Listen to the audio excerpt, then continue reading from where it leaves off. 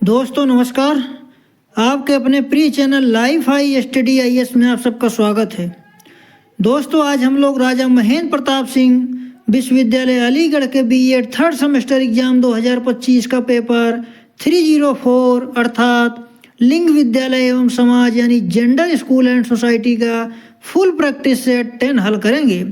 दोस्तों इस practice set में बहुत ही महत्वपूर्ण प्रश्नों को हम लोग हल करेंगे। आप लोग इस प्रैक्टिस सेट को रिवीजन करके तैयार कर लेते हैं तो तमाम प्रश्न इसी प्रैक्टिस सेट से सेम टू सेम परीक्षा प्रश्न पत्र में मिलेंगे।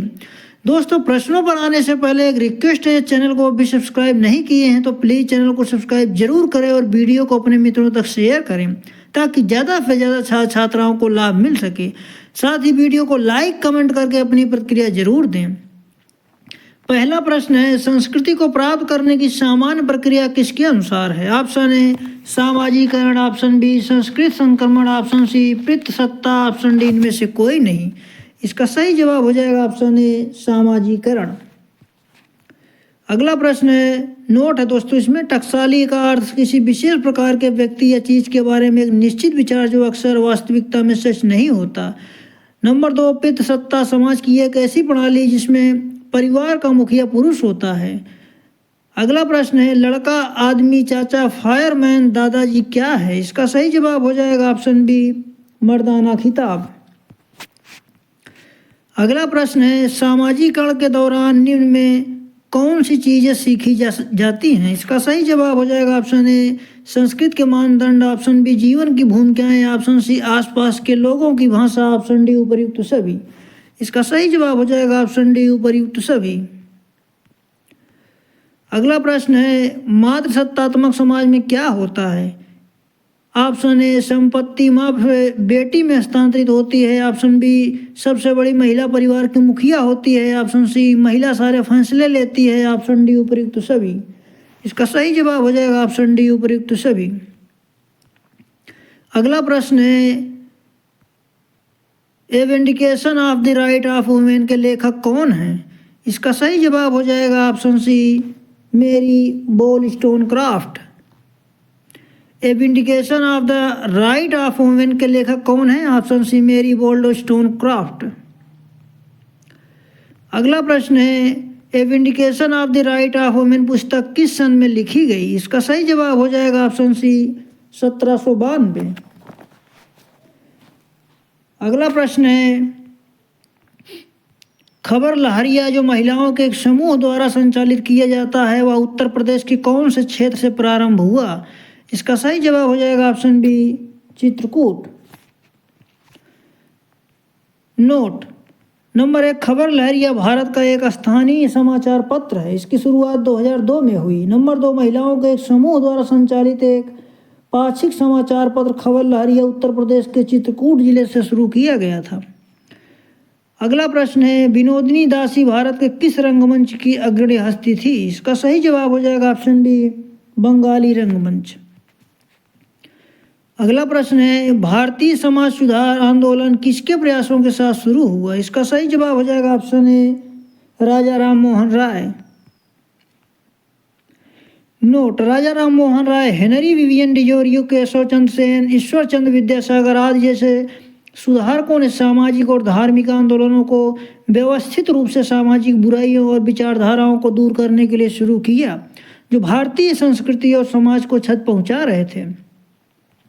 अगला प्रश्न है, हर्बर्ट ब्लूमर ने किस सिद्धांत के शब्द को परिभाषित किया है?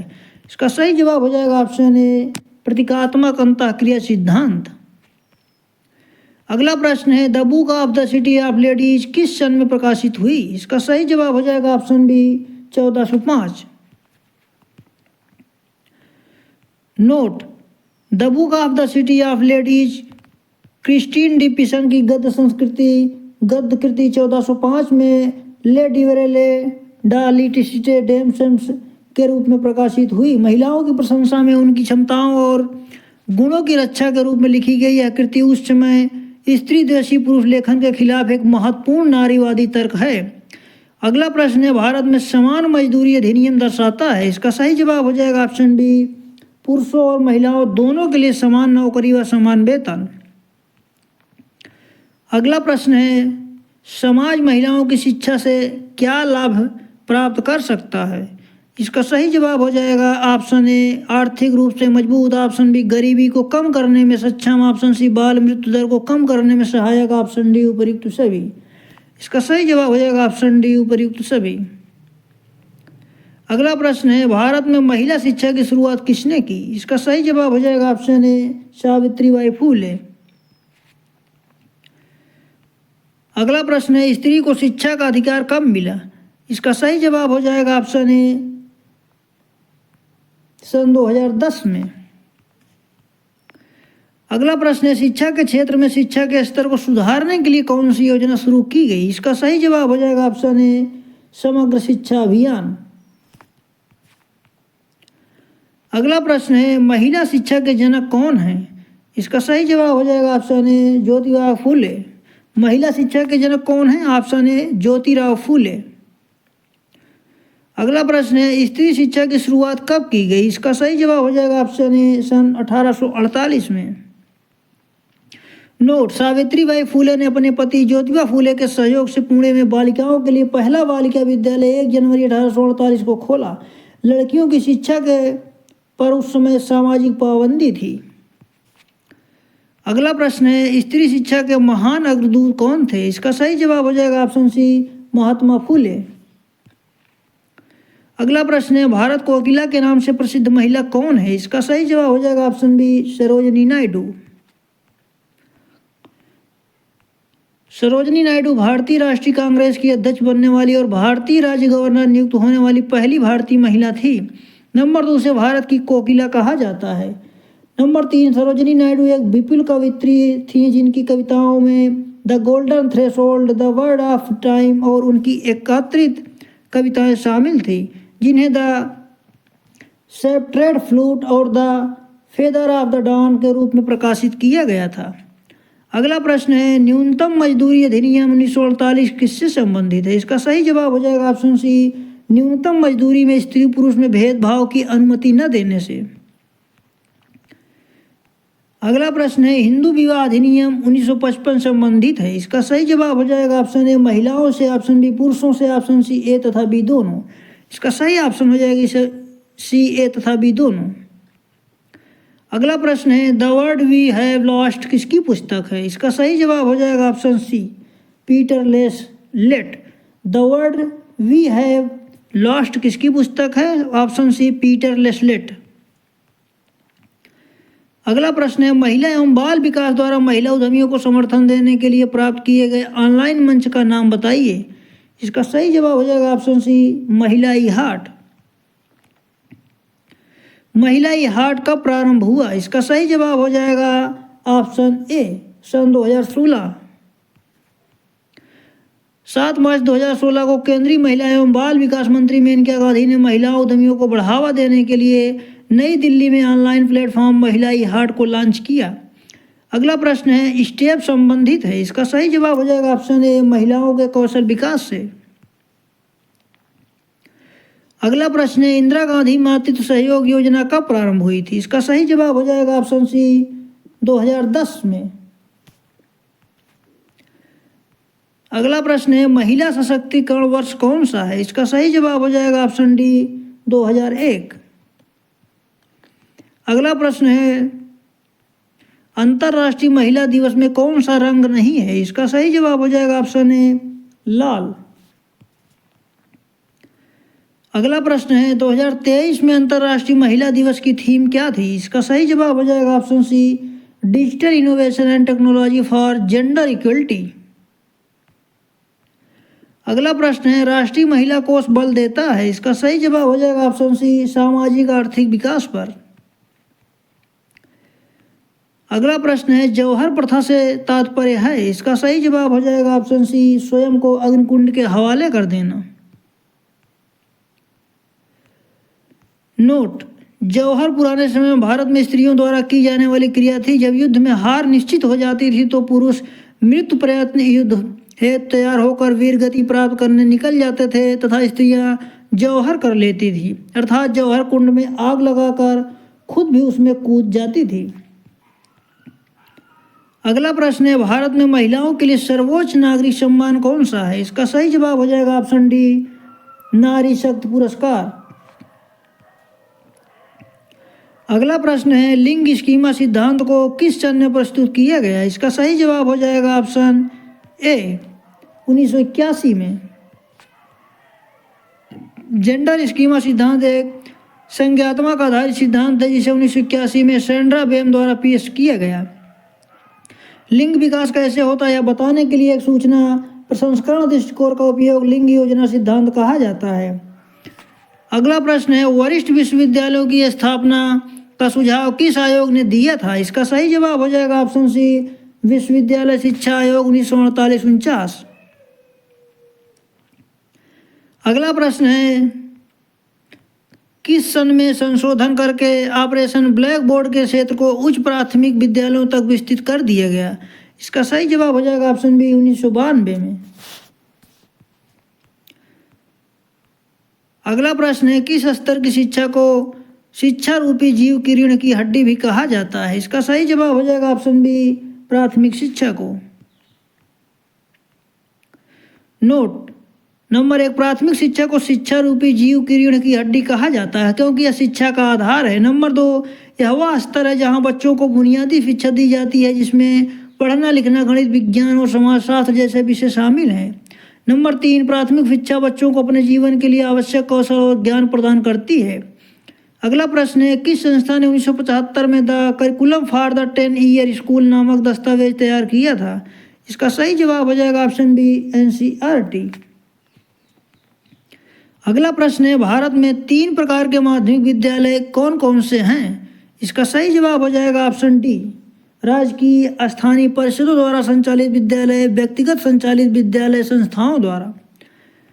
अगला प्रश्न है, भारतीय शिक्षा आयोग की नियुक्ति किस सन में हुई थी? इसका सही जवाब हो जाएगा ऑप्शन ए, 1882। नोट, भारत के तत्कालीन गवर्नर जनरल लॉर्ड रिपन ने सन विलियम हंटर की अध्यक्षता में 3 फरवरी 1882 को पहला भारतीय शिक्षा आयोग नियुक्त किया।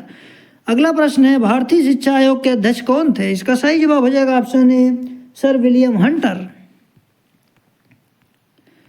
अगला प्रश्न है, संविधान के किस अनुच्छेद में 6 से 14 वर्ष के बालक बालिकाओं को अनिवार्य व निःशुल्क शिक्षा का प्रावधान किया गया है? इसका सही जवाब हो जाएगा ऑप्शन बी, 45। संविधान के किस अनुच्छेद में मातृभाषा में शिक्षा सुविधाएं उपलब्ध कराने का प्रावधान है? इसका सही जवाब हो जाएगा ऑप्शन सी, 350A। अगला प्रश्न है, विश्वविद्यालय शिक्षा आयोग के अध्यक्ष कौन थे? इसका सही जवाब हो जाएगा ऑप्शन ए, डॉक्टर सर्वपल्ली राधाकृष्णन। अगला प्रश्न है, शिक्षा आयोग को दूसरे किस नाम से जाना जाता है? इसका सही जवाब हो जाएगा ऑप्शन सी, कोठारी आयोग। अगला प्रश्न है, माध्यमिक शिक्षा आयोग के अध्यक्ष कौन थे? इसका सही जवाब हो जाएगा option B, doctor A Lakshmana Swami Mudaliar. अगला प्रश्न है, मुदालियर कमीशन ने माध्यमिक स्तर की पाठ्यचर्या में कितने विषय रखे थे? इसका सही जवाब हो जाएगा ऑप्शन ए, 8। अगला प्रश्न है, राष्ट्रीय शिक्षा आयोग का कार्य क्षेत्र क्या था? इसका सही जवाब हो जाएगा ऑप्शन डी, संपूर्ण शिक्षा। अगला प्रश्न है, राष्ट्रीय शिक्षा नीति 1968 में किस संरचना को स्वीकार किया गया था? इसका सही जवाब हो जाएगा ऑप्शन सी, 10+2+3।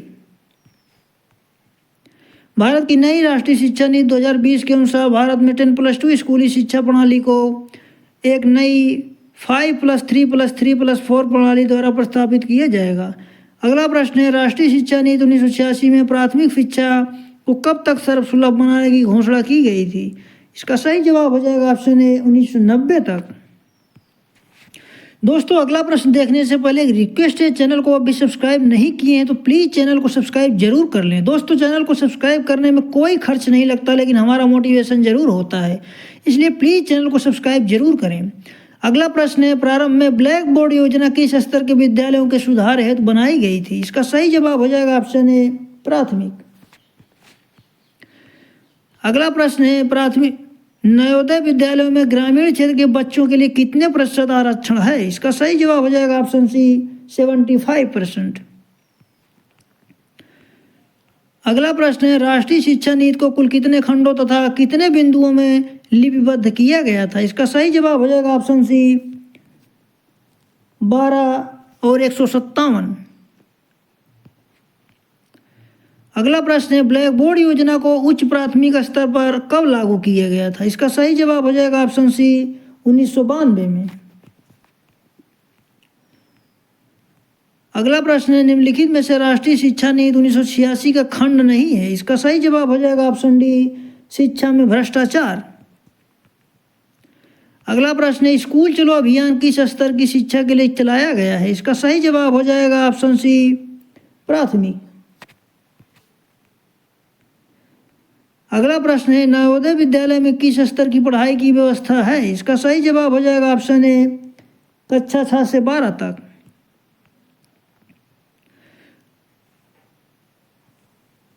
अगला प्रश्न है, बनारस विश्वविद्यालय की स्थापना किस सन में हुई थी? इसका सही जवाब हो जाएगा ऑप्शन बी 1916 में।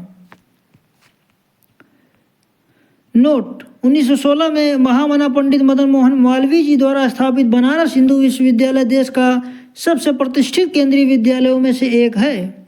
अगला प्रश्न है, लखनऊ विश्वविद्यालय की स्थापना किस सन में हुई थी? इसका सही जवाब हो जाएगा ऑप्शन सी 1921 में। अगला प्रश्न है, प्रतिमान का प्रकार क्या है? इसका सही जवाब हो जाएगा ऑप्शन ए प्रत्यक्षवाद, ऑप्शन बी व्याख्यावाद, ऑप्शन सी यथार्थवाद, ऑप्शन डी उपर्युक्त सभी। इसका सही जवाब हो जाएगा ऑप्शन डी उपर्युक्त सभी। अगला प्रश्न है, the structure of scientific revolutions किस लेखक की पुस्तक है? इसका सही जवाब हो जाएगा ऑप्शन ए थॉमस कुक। अगला प्रश्न है, महिलाओं को शिक्षा प्राप्त करने का पूर्ण अधिकार किस काल में था? इसका सही जवाब हो जाएगा ऑप्शन बी ऑप्शन ए वैदिक काल। महिलाओं को शिक्षा प्राप्त करने का पूर्ण अधिकार किस काल में था? ऑप्शन ए वैदिक काल। अगला प्रश्न है, वैदिक काल में महिलाओं को शिक्षा कौन प्राप्त कराता था? इसका सही जवाब हो जाएगा ऑप्शन ए माता पिता, ऑप्शन बी कुल पुरोहित, ऑप्शन सी ए तथा बी दोनों। इसका सही जवाब हो जाएगा ऑप्शन सी ए तथा बी दोनों। अगला प्रश्न है, भारतीय संविधान के किस अनुच्छेद के अंतर्गत भारतीय विधि के सामने स्त्री एवं पुरुष समान हैं? इसका सही जवाब हो जाएगा ऑप्शन ए अनुच्छेद 14। अगला प्रश्न है, किस अनुच्छेद के अंतर्गत महिलाएं भारत के किसी क्षेत्र में आवागमन कर सकती हैं? इसका सही जवाब हो जाएगा ऑप्शन ए अनुच्छेद 19। किस अनुच्छेद में महिला को जीवन एवं स्वतंत्रता से वंचित नहीं किया जा सकता? इसका सही जवाब हो जाएगा ऑप्शन बी अनुच्छेद 21। अगला प्रश्न है, किस अनुच्छेद में महिलाओं के खिलाफ होने वाले शोषण को दंडनीय अपराध माना गया है? इसका सही जवाब हो जाएगा ऑप्शन डी अनुच्छेद 23। नोट, अनुच्छेद 23-24 द्वारा महिलाओं के विरुद्ध होने वाले शोषण को नारी गरिमा के लिए उचित नहीं मानते हुए महिलाओं की खरीद बिक्री, वेश्यावृत्ति के जबरदस्ती करना, भीख मंगवाना आदि को दंडनीय माना गया है। अगला प्रश्न है, किस अनुच्छेद में महिलाओं को सामान्य न्याय एवं निःशुल्क विधिक सहायता प्राप्त करने का अधिकार है? इसका सही जवाब हो जाएगा ऑप्शन ए अनुच्छेद 39। किस अनुच्छेद में महिलाओं को सामान्य न्याय एवं निःशुल्क विधि सहायता का अधिकार प्राप्त है? ऑप्शन ए अनुच्छेद 39। अगला प्रश्न है, किस अनुच्छेद के अंतर्गत महिलाओं को प्रसूति सहायता उपलब्ध है? इसका सही जवाब हो जाएगा ऑप्शन बी अनुच्छेद 42। अगला प्रश्न है, महिलाओं के लिए शिक्षा एवं धन संबंधी व्यवस्था किस अनुच्छेद में की गई है? इसका सही जवाब हो जाएगा ऑप्शन ए 46। अगला प्रश्न है, प्राथमिक शिक्षा के क्षेत्र में किस समिति ने अपव्यय व अवरोधन की समस्या की तरफ ध्यान दिया? इसका सही जवाब हो जाएगा ऑप्शन बी हरटांग समिति। अगला प्रश्न है, प्राथमिक शिक्षा के सुधार हेतु निम्न में से किसने कार्य किया था? इसका सही जवाब हो जाएगा ऑप्शन ए कोठारी आयोग। अगला प्रश्न है, प्राथमिक शिक्षा का कौन सा उद्देश्य है? इसका सही जवाब हो जाएगा ऑप्शन ए आत्मनिर्भर बनाना, ऑप्शन बी व्यवसायिक क्षमता बढ़ाना, ऑप्शन सी सर्वांगीण विकास करना, ऑप्शन डी उपर्युक्त सभी। इसका सही जवाब हो जाएगा ऑप्शन डी उपर्युक्त सभी। अगला प्रश्न है, भारत सरकार ने किस वर्ष में SSA की शुरुआत की? इसका सही जवाब हो जाएगा ऑप्शन बी 2001-2।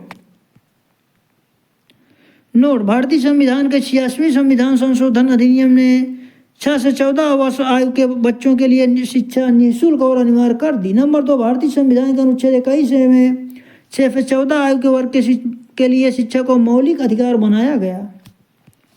नंबर 3, सर्व शिक्षा अभियान 2001 में शुरू किया गया था। नंबर 4, इसकी शुरुआत भारत के पूर्व प्रधानमंत्री अटल बिहारी वाजपेयी ने की थी।